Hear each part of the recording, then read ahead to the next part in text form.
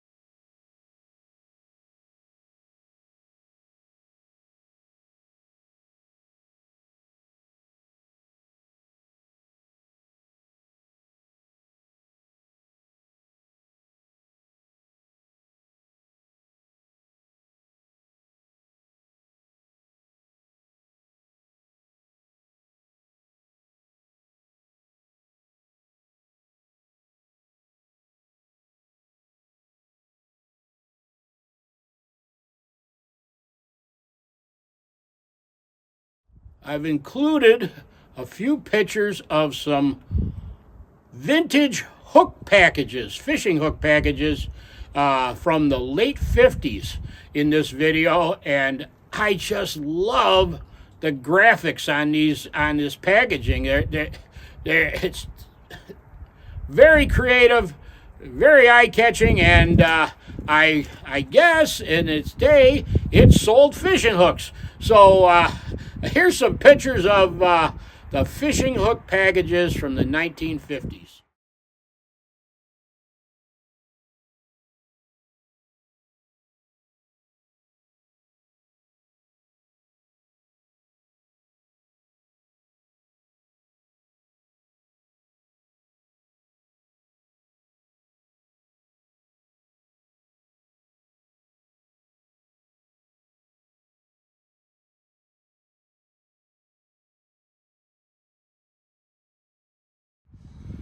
So these are a few different taps that I got from some folks, but this tap is one that I actually use.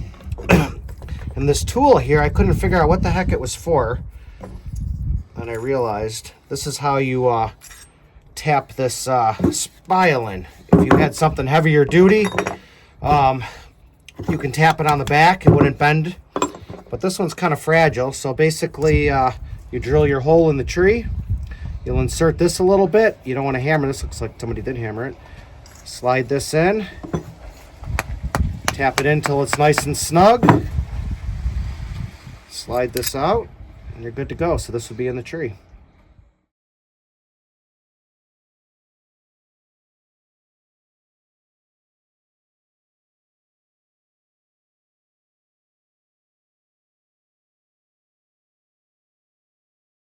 All that is left is a pile of ashes, but this arch here, that's what they call this fire pit when you're boiling maple sap, and it was going for 18 hours yesterday. Our friend Dino, everybody knows Dino from the videos, boiled, I believe it was a little over 300 gallons of sap.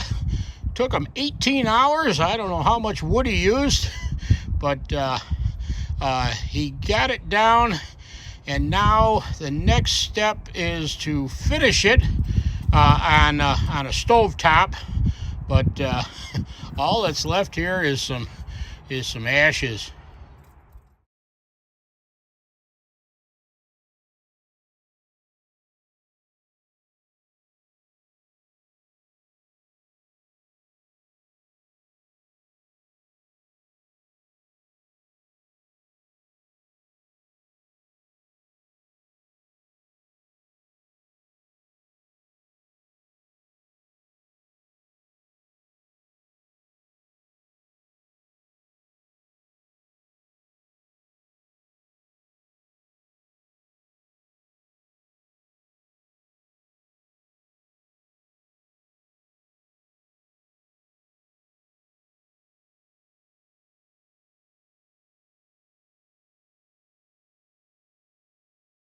I recently worked on 2 axes. Both of them have a neat story behind them.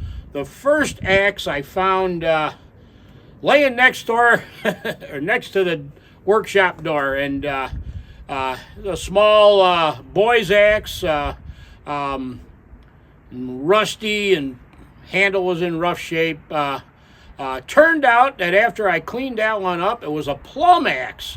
A nice axe, and I was actually originally going to replace the handle, but I was able to just scrape off the surface damage on the existing handle and salvage it. So that was cool.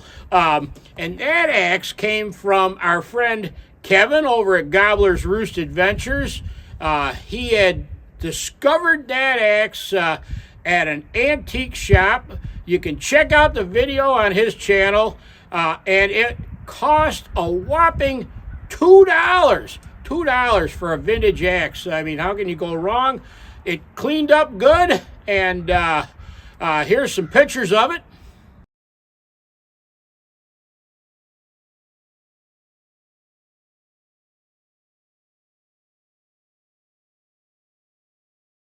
The second axe with a story behind it, I've nicknamed this axe the Phoenix axe, and this is the 3rd time I've refurbished this axe. This axe was found on a job site that our friend Dino was working at, and it was buried, and it was the axe head was in just horrible condition. Very rusty. Who knows how long it was in the ground. He brought it home to show me. He showed it to me, and he said he was going to use it for a paperweight. And I asked him if I could take that axe home and see if I could refurbish it and get it back into a working axe. Well, I was able to do that. It took a lot of grinding and everything, but I was able to refurbish it. Gave it back to Dino, and he used it all the time. He's constantly splitting firewood with it or using it camping or whatever. And then he had it out in his maple sugar shack, and he had a fire. Unfortunately, he had a fire, and the axe was in the shack, and it burned, and the fire took the temper out of the steel, and he dug through the rubble, the ashes and everything, and he found that axe head, and he told me about it, and I said, give it back to me, let me see if I can get it back in usable shape. And of course the temper was gone on it because of the heat from the fire, but I was able to retemper it, clean it up, put a new handle on it, and I gave it back to him. So that's refurbished number 2 on the Phoenix. And like I said, he uses an axe all the time. He's constantly got fires in the fur shed, or camping, or splitting wood, or doing whatever.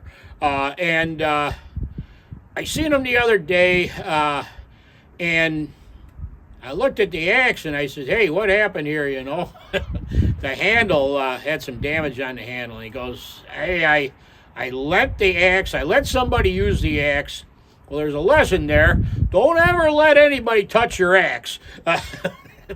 Axe, that is. So, anyhow, and whoever he had let use it wasn't real good with an axe and overstruck it and damaged the handle. And I told him, I said, "You can't use this." I said, "Give it to me. Let me see what I can do."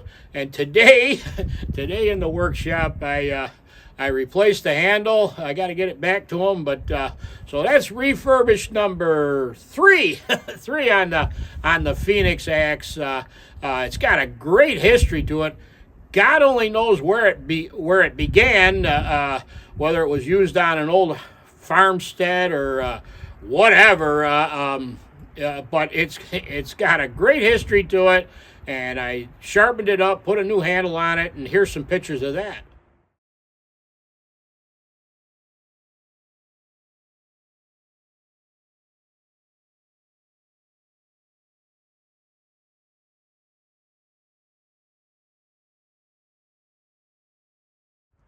Well, I guess that's about it for this Oddments video.